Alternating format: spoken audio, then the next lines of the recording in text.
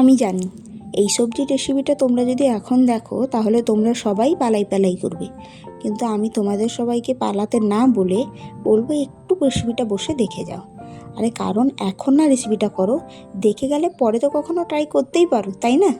আসলে কি বলো দেখি, এটা অনেক আগেই পোস্ট করার কথা ছিল, কিন্তু আমি অন্যান্য সব ভিডিও পোস্ট করে এটা আর পোস্ট করা হয়নি, আমার একদমই মনে ছিল না। তারপরে যখন হঠাৎ আজ মনে পড়লো তখন ভাবলাম চলো পোস্ট করেই দিই না। তো এই পর্যন্ত নিশ্চয়ই তোমরা সবাই বুঝতে পেরেছো কী কী করতে হবে। মুসুর ডালটা আধা সেদ্ধ হয়ে গেছে, তো এই মুহূর্তে নেড়ে রাখা ফুলকপি আর আলুটা আধা সেদ্ধ হওয়া মুসুর ডালে ঢেলে দিতে হবে। আর অল্প খানিকটা যদি জল লাগে তোমরা দিয়ে দিও, আর পরিমাণ মতো নুন হলুদও দিয়ে দিও। যেহেতু নাড়ার সময় নুন হলুদ আমরা দিয়েছি, তো সেই অনুযায়ী একটু পরিমাণ মতো দেবে। তো দিয়ে ভালো করে ফুলকপিটা আলুটা মুসুর ডালের সঙ্গে সেদ্ধ করে নিতে হবে। তো মুসুর ডালের সঙ্গে আলু ফুলকপি সেদ্ধ হয়ে যাওয়ার পর ওটাকে নামিয়ে নেবে।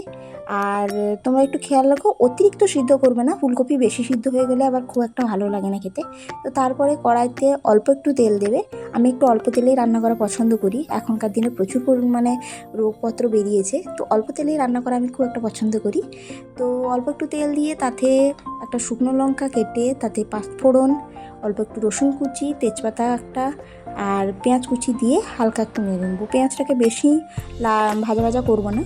তো এরপরে ওতে একটু আদা বাটা দিয়ে দিচ্ছি। আদা বাটাটা অনেকে পছন্দ করে না, তো দিতে পারো নাও দিতে পারো, কিন্তু ওটা একটু ফ্লেভারটা ভালো আসে। আর এরপর একটু টমেটো কুচি দিয়ে একটু নেড়ে তারপরে এই মুসুর ডাল আর ফুলকপি যে সেদ্ধ হয়েছিল ওটা ঢেলে একটু ফুটিয়ে নিলেই রেডি।